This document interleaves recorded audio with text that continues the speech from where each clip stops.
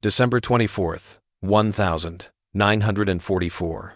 Midnight in the Ardennes. Snow whipped across the shattered tree line as American searchlights swept the battlefield. The Battle of the Bulge was still raging, but for the wounded, the fight was already over. Trucks crammed with stretchers rolled into a makeshift field hospital near Liège, brakes screeching in the frozen mud. Inside the canvas tents, the stench of blood mixed with carbolic acid. On those stretchers lay Germans' men who only hours before had been firing Schmeissers and MG-42s at the Americans, now carrying them. Some had faces blown open by shrapnel, others clutched at bullet wounds that seeped through their bandages. They expected fists, boots, or bullets to finish them off. Instead, they were met with the sight of women in white aprons moving quickly down the rows, hands steady, voices calm. Nurse Margaret Collins pressed her palm to the forehead of a young German private, barely 19, whose lips trembled as he whispered in broken English, "You kill me?" His eyes darted in terror, waiting for the execution he was sure would come. Collins shook her head. "No one's killing you. You're safe now." She motioned for morphine. The boy's breathing slowed. His eyes widened in disbelief, not from pain, but from shock that mercy had come from the enemy. The tent flaps opened again, and another wave of wounded poured in, half American, half German, indistinguishable, once the uniforms were stripped and the blood cleaned. Nurses rushed from cot to cot, ignoring insignias, ignoring languages. To them it was triage, not politics. They didn't ask who fought for Hitler or Roosevelt. They asked, "Is he breathing? Can we save him?" Sergeant Karl Hoffmann, a battle-hardened Wehrmacht veteran, lay on one of those cots with a sucking chest wound. He had survived Kursk, Normandy, and the frozen hell of the Ardennes, but nothing prepared him for the sight of an American nurse leaning over him, dabbing his face with a cloth. He rasped in German, "Why? Why do this?" She didn't understand the words, but she caught the meaning in his eyes. She simply said, "Because you're a man, and you're hurt. That's enough." Hoffmann stared at her as the ether mask descended, his last thought before unconsciousness not of the fatherland, nor the Führer, but of the unthinkable kindness of an enemy who had every reason to hate him. For the Germans, this was not victory, not defeat, but something stranger, humiliation, laced with gratitude. They had been taught to expect cruelty, to fight to the death rather than surrender. Instead, they found themselves handed blankets, fed soup, and touched by hands that healed instead of destroyed. It was more disarming than artillery, more destabilizing than tanks. In that frozen Belgian field hospital, under canvas flapping in the storm, something unimaginable was happening. The men who had invaded Europe with iron crosses on their chests now lay stunned, unable to comprehend that the people they had come to conquer were the ones keeping them alive. And for many, it was only the beginning. The snow melted into mud as January 1945 dragged on. What began in a Belgian field hospital soon stretched into 1,000 miles of railroads, guarded columns, and makeshift internment sites. The German prisoners who had survived their wounds were loaded onto ambulances, then trains, and sent westward. Some expected summary executions along the way.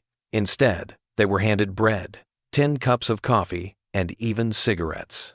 But what unsettled them most wasn't the food or the guards, it was the women. At every stop, Red Cross nurses and volunteer aid workers boarded to check the wounded.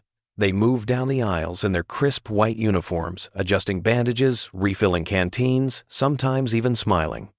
For soldiers like Sergeant Karl Hoffmann, who had known the field hospitals of the Eastern Front where Soviet prisoners were left to freeze in ditches, this bordered on madness. To show kindness to an enemy? To a man who had fought against you only days ago? It made no sense. When the train reached Cherbourg, Hoffmann was lifted off his stretcher and placed on a ship bound for America. He expected chains, beatings, starvation. Instead, he was given a wool blanket and a bowl of hot soup. The nurse who carried it, a tall woman from Chicago named Evelyn Price, spoke gently, though he understood little English. She patted his shoulder, placed the spoon in his hand, and smiled as if he were her own brother. He froze, unable to move. For a soldier who had once believed the Americans were barbarians in waiting, this was a greater shock than the shell that tore through his chest. The crossing took 10 days. Storms battered the Atlantic, waves smashing over the decks, and German prisoners lay groaning in hammocks, strung like cobwebs across the hold. American nurses descended each morning, passing between the swinging bodies with trays of food, pills, and warm words. Hoffman watched them, trying to make sense of it. His wounds itched beneath fresh bandages. Each time a nurse checked him, he found himself asking silently, "Why are you here? Why not let me die?" The answer came not in words, but in gestures. They mopped brows, tucked in blankets, shared stories with their own boys lying beside him, and when they laughed, it was not the laugh of conquerors, but of human beings easing pain.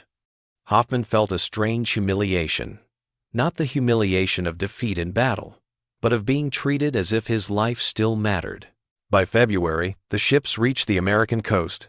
Prisoners were loaded onto trains again, this time across a land most had never imagined. Through frosted windows, Germans saw the vast sprawl of America. Endless wheat fields, busy towns, factories belching smoke. It was overwhelming, terrifying. Yet everywhere they went, the pattern repeated. American nurses appeared in the camps. They worked in infirmaries, in isolation wards, in tuberculosis tents. At Camp Swift in Texas, temperatures soared to 90 degrees by spring. Hoffman, still weak from his lung wound, collapsed from fever one afternoon. He expected to be left in his bunk.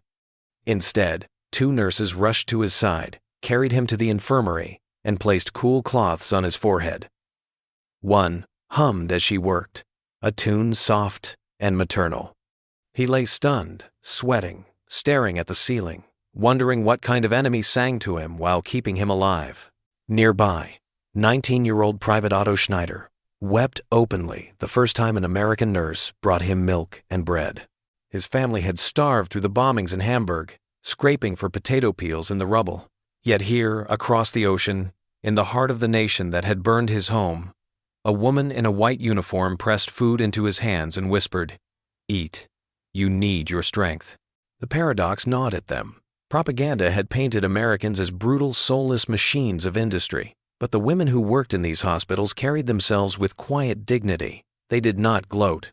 They did not curse. They treated German wounds with the same care as their own men's. One evening, Hoffman overheard 2 guards talking outside the tent. "They're just doing their job. A wound's a wound."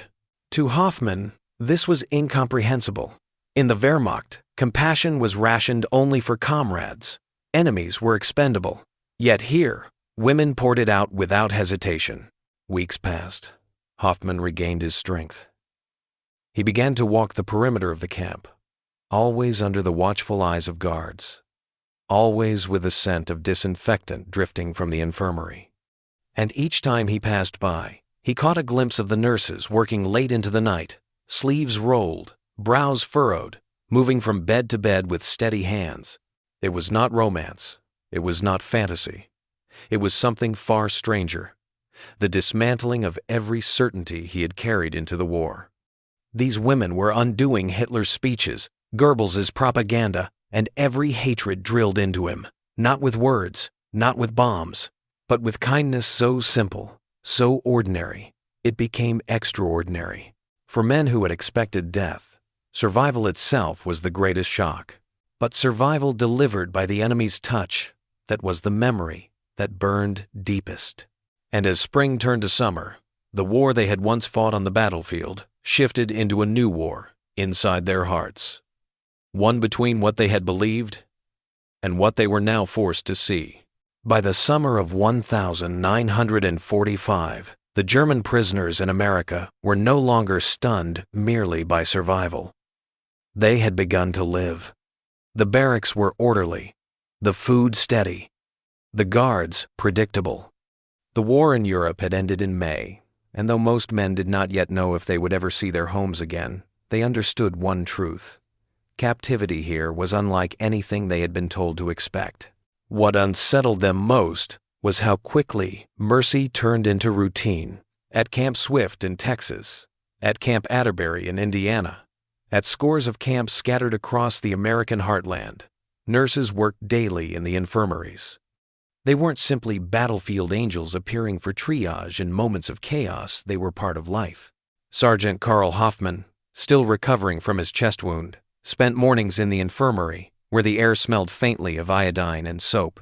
He had grown used to the sight of Nurse Evelyn Price walking down the rows of cots with her clipboard and pen, her hair tied neatly beneath her cap.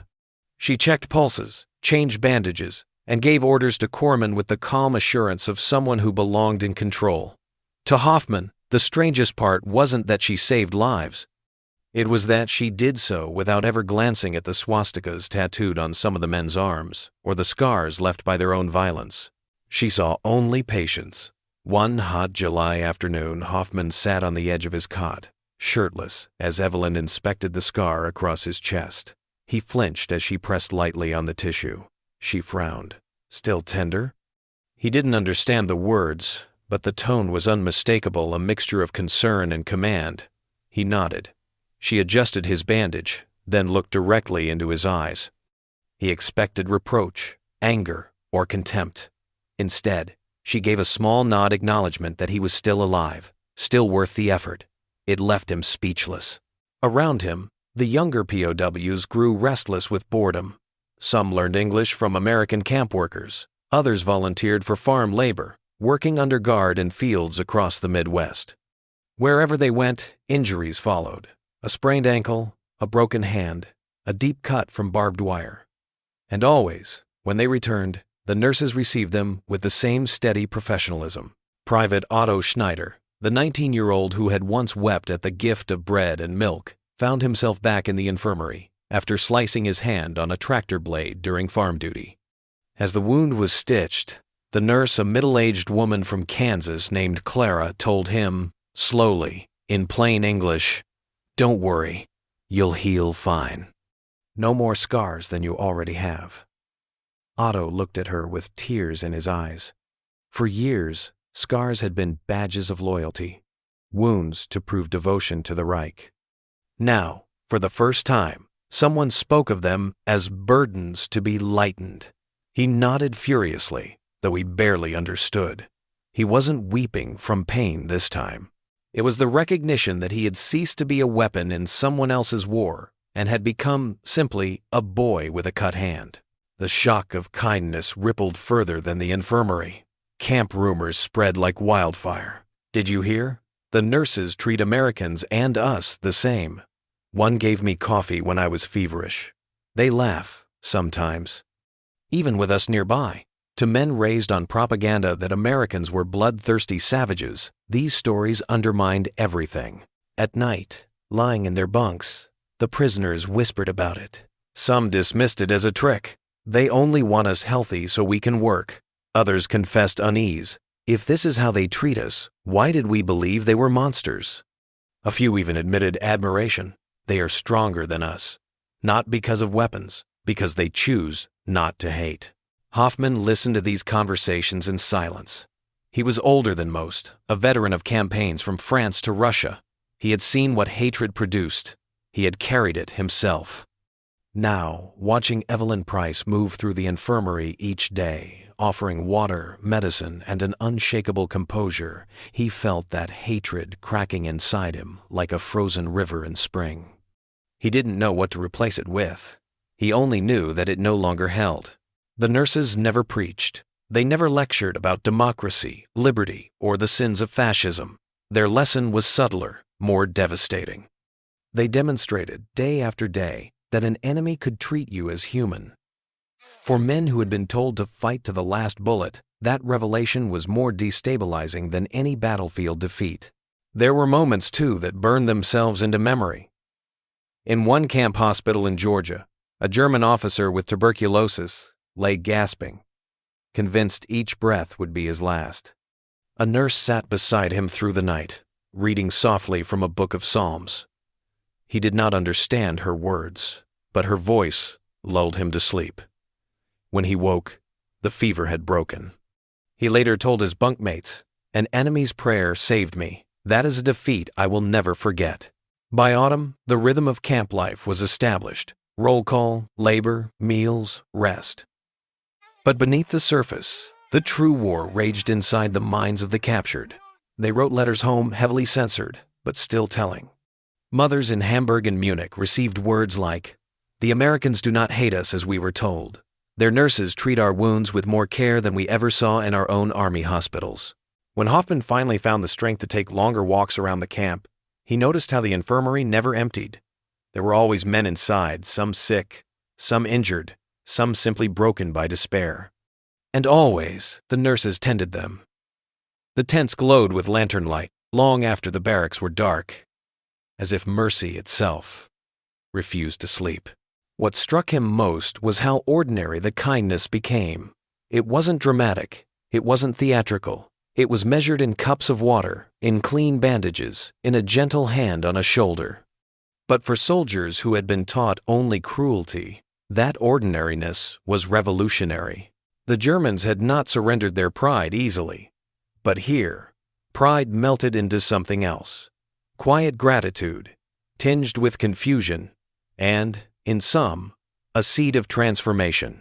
Hoffman knew he would carry the sound of battle with him forever. The rattle of MG-42s, the thud of artillery, the screams of comrades dying in the mud. But he also knew he would carry another sound, softer, steadier. The sound of Evelyn Price saying, "You're going to be all right," in a language he barely understood, and yet understood perfectly.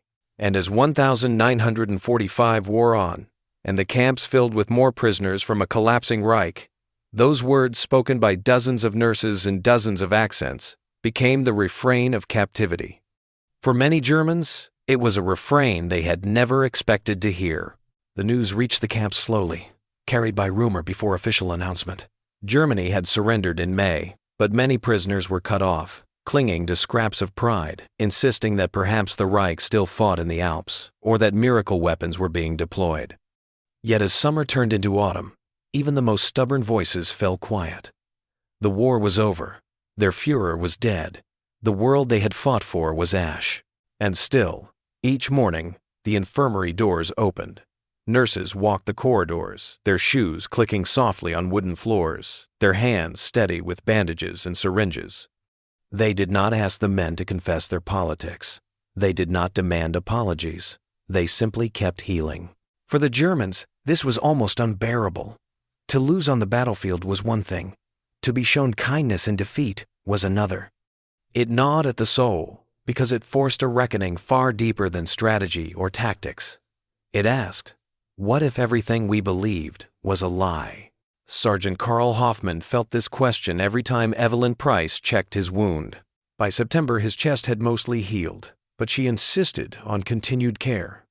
"Scar tissue takes time," she would say in slow English, tapping her pen against her clipboard. He could only nod, though he understood enough now to catch her meaning. Sometimes, when she thought he wasn't looking, she smiled at his effort to pronounce words. "Thank you." 2 words, awkward on his tongue. She never corrected him harshly. She only said them back, softly, as though she were the one who owed gratitude. At night, lying on his bunk, Hoffman stared at the ceiling and thought of his wife back in Dresden. He had last seen her in 1943, before being shipped to the Eastern Front, before being pulled west by retreat. He imagined her reading by candlelight, the children asleep. He wondered if she had ever been shown mercy by the Red Army. He wondered if she was alive at all. And he wondered bitterly, strangely, if an American nurse would have offered her a blanket, a glass of water, a chance at comfort. The thought was so alien he could hardly hold it in his mind. Otto Schneider, the young private, adapted faster. His English improved daily. He began volunteering as an orderly in the infirmary, pushing carts of supplies, fetching water, sweeping the floors. At first, the guards watched suspiciously, but Evelyn and Clara vouched for him, and soon his presence was accepted. Otto glowed with pride. For the first time since conscription, he felt useful not as a soldier, not as a tool of ideology, but as a person trusted to carry responsibility. One evening, as he wheeled a tray of medicine past the rows of cots, a feverish German lieutenant muttered deliriously in his sleep. Otto leaned closer. The man whispered for his mother. Otto froze. That word, mutter, cut through every wall of training. every poster and speech that had told them they were warriors without weakness. Otto placed a hand gently on the officer's shoulder, repeating the English word Evelyn had taught him, "Mother." The officer quieted. Later, Otto told Evelyn about it. She only nodded, saying, "Sometimes, that's all they need." Otto didn't know whether she meant the officer or himself. By October, harvest season sent hundreds of POWs into the fields. Injuries multiplied. Cuts from plows, broken bones from accidents, heat stroke under the sun. The infirmaries grew crowded. The nurses never wavered. In Indiana, a prisoner named Dieter collapsed from exhaustion while picking corn. When he awoke in the camp hospital, his first sight was a nurse spooning broth into his mouth. He jerked back, ashamed. She laughed lightly, saying, "Eat, or you'll fall again." He obeyed. Later, to his fellow prisoners, he whispered, "I dreamed my wife fed me, but it was the enemy." The others shook their heads, unable to decide whether to pity him or envy him. Letters home painted pictures that contradicted everything their families imagined. Censors blacked out military details but left phrases intact. "We are treated humanely.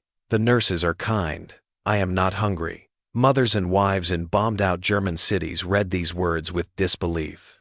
Some thought it propaganda. Others clung to it as the only shred of hope. One woman wrote back to her son, "I pray the angels you describe are real. Perhaps God has not abandoned us." In Hearted to Sport, the Americans, for their part, treated the work as duty. For the nurses, these men were patients, not monsters. Evelyn Price once explained to a Red Cross visitor, "It isn't our job to punish them. That's already been done. Our job is to prevent needless suffering."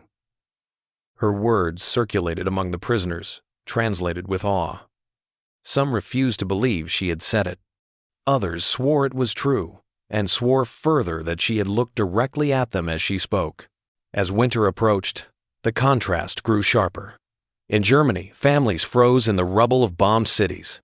Here, in the enemy's country, prisoners received blankets, hot meals, and medical care.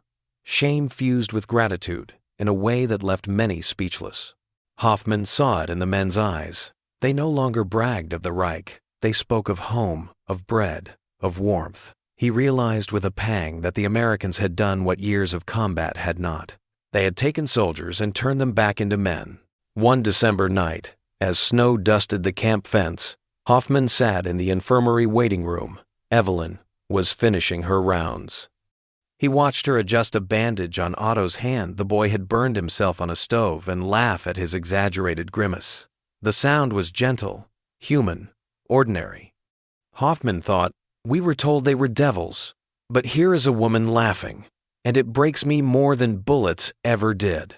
Not all prisoners accepted this easily. Some muttered about weakness. They claimed the kindness was a mask, a ploy to pacify them until repatriation. One man, a die-hard Nazi officer, spat at a nurse when she offered him water. The guards restrained him, but the nurse simply wiped her face and continued her work. That moment spread through the camp like fire. She had been insulted and had not retaliated. To men accustomed to cycles of vengeance, the restraint was incomprehensible. By 1946, as plans for repatriation began, a strange tension filled the camps. Many prisoners, once desperate for freedom, now feared leaving. What awaited them at home? Ruins, hunger, suspicion. Some even whispered that they preferred captivity. Here, at least, they were treated with dignity. Here, the nurses reminded them daily that being human was not the same as being strong. Hoffman struggled with this most of all. He longed to see his wife and children, but he also dreaded losing the fragile safety he had found in the infirmary. He knew he would never forget Evelyn Price. Not for her face, nor her voice, nor her hands upon his scar, but for the unbearable truth she represented, that an enemy could be merciful. As the final winter thawed into spring, trains were prepared to return the Germans home. Men lined up with their few belongings, eyes darting toward the infirmary one last time. Nurses waved, some with tears, some with tired smiles. The prisoners lifted their hands in awkward farewells, words catching in their throats. For many, no battlefield memory would ever weigh as heavily as those simple gestures of kindness. Hoffman stepped onto the train, looking back. Evelyn was there, standing by the door of the infirmary, arms crossed lightly, watching. He wanted to salute her, but instead, he pressed his hand against his chest over the scar she had tended. She nodded once, as if to say she understood. The train lurched forward. The camp receded. And Hoffman knew that, whatever waited for him in Germany, he would carry with him the strangest, sharpest wound of all, the memory of mercy from the very people he had sworn to destroy. The trains pulled out of the American heartland in early 1946. Each car was filled with men who, only years earlier, had marched proudly behind banners of conquest. Now they sat quietly on wooden benches, their duffel bags small, their expressions heavy. They weren't soldiers anymore. They weren't prisoners anymore either. They were something in between, men caught between the memory of mercy and the reality of ruin that awaited them. Inside one of those cars, Sergeant Carl Hoffman sat with his back against the wall, the rhythmic clatter of wheels echoing through the cabin. Across from him, Otto Schneider leaned forward, his elbows on his knees, staring at the floor. Neither man spoke for a long while. Each was lost in thoughts not of the front lines they had survived, but of the infirmaries they had left behind. It wasn't the guards they remembered most, not the fences, not the searchlights, not even the endless rows of bunks. What returned to them in flashes was the scent of antiseptic, the soft rustle of a nurse's skirt, the gentle weight of a hand steadying an injured shoulder. It was the unexpected sound of laughter, the quiet reassurance whispered in English words half understood, but entirely felt. The journey home was brutal in its own way. Days of travel, long delays, rations stretched thin. At every stop, the men pressed their faces to the windows. Outside, they saw ruins, collapsed bridges, cities flattened, families in rags scavenging in the streets. Germany was no longer the place they had left. For some, their towns were simply gone, erased under firebombs and artillery. For others, relatives had vanished into the chaos of displacement. The Reich that had demanded their loyalty had collapsed, leaving nothing but ashes. In those bleak moments, the memory of America loomed strange and contradictory. Some men admitted aloud what others only thought, that the best meals they had eaten in years, the warmest beds, the only genuine care they had known since before the war, had been given to them by the enemy. One man muttered bitterly, "The Americans treated us better than our own leaders ever did." Another snapped back, "Don't speak of it. It's shame enough that it's true." When Hoffman finally reached Dresden, he found his house destroyed, his family scattered. His wife had survived, living in a basement with distant relatives, but his 2 children were thin, their faces hollow from hunger. Reunited at last, he embraced them fiercely. But later, lying awake in the dark, listening to the muffled cough of his youngest child, his mind wandered back to Evelyn Price.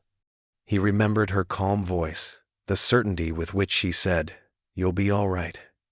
He wanted desperately to believe those words could still be true here, in the ruins. Otto Schneider's story took a different turn. Returning to Hamburg, he found his parents alive, but broken, their shop destroyed. For months he struggled, drifting through ruined streets, searching for work. One afternoon, at a relief station run by international volunteers, he saw a woman in uniform administering food to starving children. For a moment, his heart stopped. She looked so much like Clara, the Kansas nurse who had stitched his hand. She wasn't, of course. But the sight of her calm, purposeful, feeding children who weren't her own filled him with a resolve he hadn't known he possessed. He joined the effort, first sweeping floors, then distributing bread. By the end of the year, Otto was working full-time with relief organizations, quietly repaying the kindness once shown to him. Across Germany, stories like theirs repeated. Thousands of returning POWs carried back not just memories of captivity, but memories of nurses who had treated them with dignity. Some spoke openly of it, others hid it as a secret shame. For a nation drowning in bitterness, these recollections were sparks of something else: confusion, humility, even gratitude. Not all welcomed them. In taverns and rubble-strewn streets, Men who admitted that Americans had shown mercy were mocked as weak. They brainwashed you, critics sneered. But the former POWs knew the truth could not be erased. They had seen cruelty in war, and then, astonishingly, they had seen mercy afterward. That contrast lodged deep, unshakable. Years passed. Hoffman rebuilt his home, brick by brick. He took work in a factory under Soviet occupation, endured shortages, survived winters of cold. But sometimes, in the midst of despair, he caught himself remembering the lantern-lit infirmary in Texas, the steady hands of Evelyn Price, the taste of broth she had insisted he swallow. He never spoke of her to anyone, not even his wife. But in his private thoughts, she became a symbol of something larger, proof that enemies did not have to remain enemies forever. Otto, meanwhile, never forgot Clara. He built his life around that memory, working in aid groups, later helping to found charities dedicated to children orphaned by the war. When asked what drove him, he would only say, "Once, when I was wounded, someone who had no reason to care about me helped me. That was enough." For decades, the stories remained scattered, fragments told in quiet corners. Yet as the years went on, historians collecting testimonies from POWs noticed a recurring theme. Time and again, when asked about life in American camps, the men did not first mention guards or fences. They mentioned the nurses, the way they changed bandages without hesitation, the way they smiled at boys who had only ever known orders barked in anger, the way they treated Germans and Americans alike. It had left them stunned. It had left them unsettled. And, in some cases, it had left them changed forever. In the end, this was the quiet victory few recorded in official histories. Not won on battlefields, not measured in bomb tonnage or divisions captured, but in the simple act of a nurse bending over a cot, speaking words of comfort to a man she had every reason to despise. For the German prisoners, that kindness was not just shocking, it was unforgettable. And long after the war, long after the ruins were rebuilt and the world moved on, they carried it still a reminder that sometimes the deepest wounds of war were healed not by weapons, but by mercy.